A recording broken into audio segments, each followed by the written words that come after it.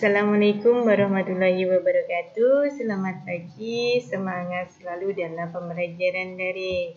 Hari ini kita akan belajar mata pelajaran Bahasa Indonesia yang masih menggunakan buku paket Bahasa Indonesia untuk SMP MTS kelas 7 edisi revisi tahun 2016.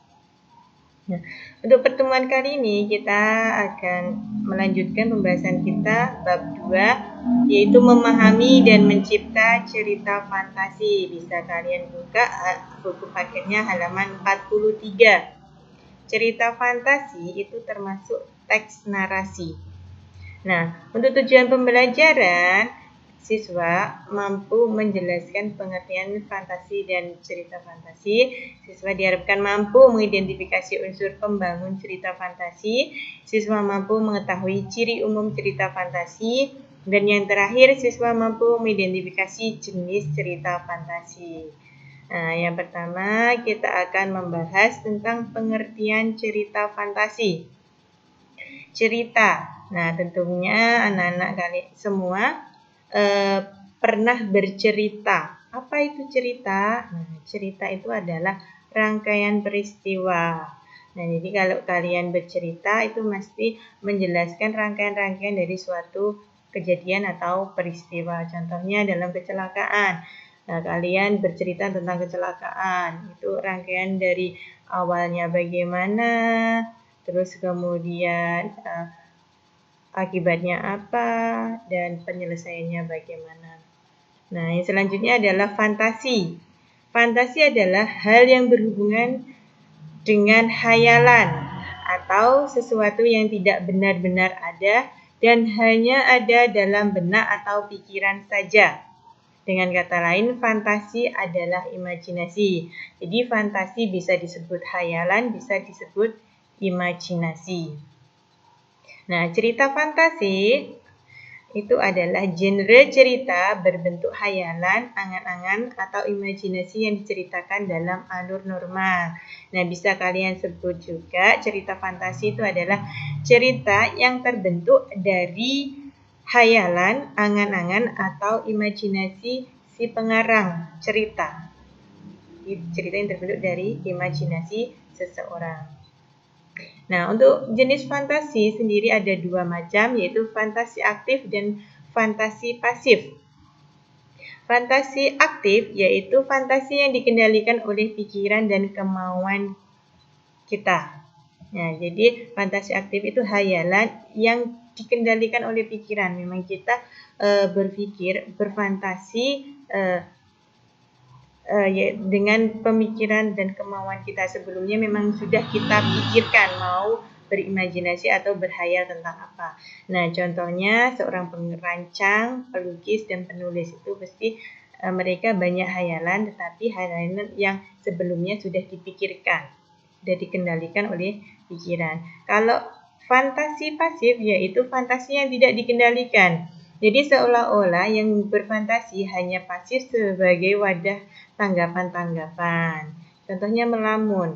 Ya, jadi dalam fantasi pasif ini imajinasi atau khayalan yang tiba-tiba ada tanpa terpikirkan terlebih dahulu. Tiba-tiba kita ada khayalan. Contohnya saat melamun. Tanpa memikirkan sesuatu, tiba-tiba ada khayalan. Yang selanjutnya kita akan membahas tentang unsur intrinsik cerita fantasi. Apa saja unsur-unsur dalam cerita fantasi? Yang pertama itu adalah tema. Tema merupakan gagasan atau ide yang mendasari sebuah cerita. Jadi kalau kita membuat cerita, yang pertama yang harus kita lakukan adalah menentukan temanya. Temanya itu macam-macam, bisa tentang kebaikan, bisa kejahilan, bisa tentang kecerdikan, kekuatan, dan lain sebagainya. Setelah kita tentukan tema, baru langkah selanjutnya menentukan tokoh dan penokohan, yaitu karakter yang ada di dalam cerita tersebut dan bagaimana watak masing-masing tokoh. Ya, jadi setelah temanya, tokoh, yaitu tokohnya siapa saja dan wataknya bagaimana. Yang selanjutnya, unsur selanjutnya yaitu alur. Apa itu alur? Alur merupakan jalan cerita. Jalan ceritanya bagaimana? Alur atau jalan cerita itu dibagi menjadi 3. Alur maju, alur mundur, dan campuran. Alur maju yaitu jalan cerita yang berjalan secara beruntutan atau peristiwa yang bersifat kronologi.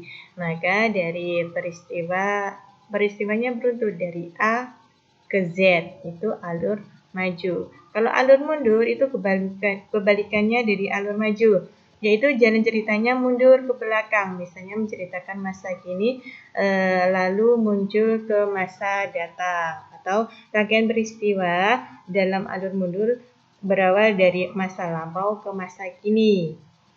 Ya, dengan susunannya, tahapannya biasanya penyelesaian, terus kemudian anti klimaks, muncul konflik, baru pengenalan. Itu alur mundur. Yang selanjutnya adalah campuran, yaitu jalan cerita meloncat-loncat. Bisa dari masa kini ke masa depan, masa kini ke masa lampau, dan kembali lagi ke masa kini. Itu alur atau jalan cerita. Setelah kita tentukan jalan cerita, selanjutnya menentukan latar. Latar itu terdiri dari 3 bagian, yaitu waktu, tempat, dan suasana. Jadi setelah kita tentukan jalannya cerita, kemudian kita tentukan waktunya kapan, tempatnya di mana, dan suasananya bagaimana. Ya, jadi waktu, tempat, dan suasana itu disebut latar. Selanjutnya adalah sudut pandang, yaitu cara yang digunakan pengarang dalam bercerita. Sudut pandang dibagi menjadi 2, yaitu orang pertama dan orang ketiga. Jadi pengarang sebagai orang pertama atau orang ketiga. Orang pertama itu biasanya ditandai dengan banyaknya kalimat langsung.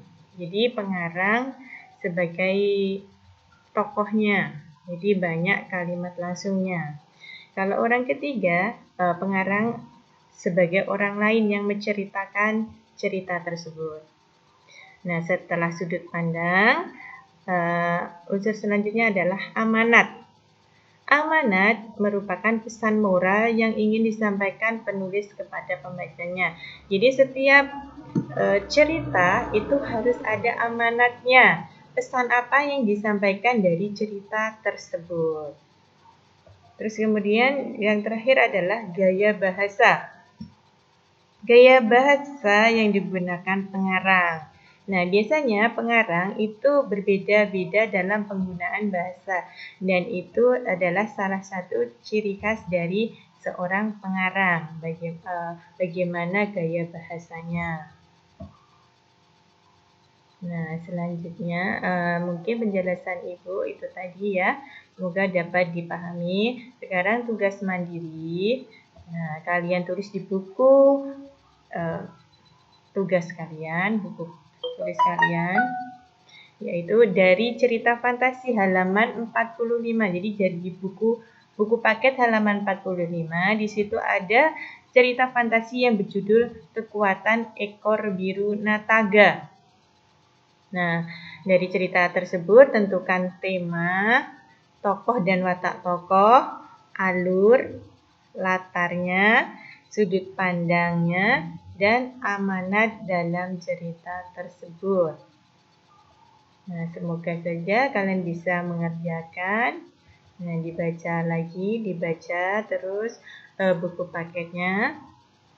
Ya, mungkin begitu saja penjelasan dari Ibu. Kurang lebihnya Ibu mohon maaf. Ibu akhiri. Wassalamualaikum warahmatullahi wabarakatuh.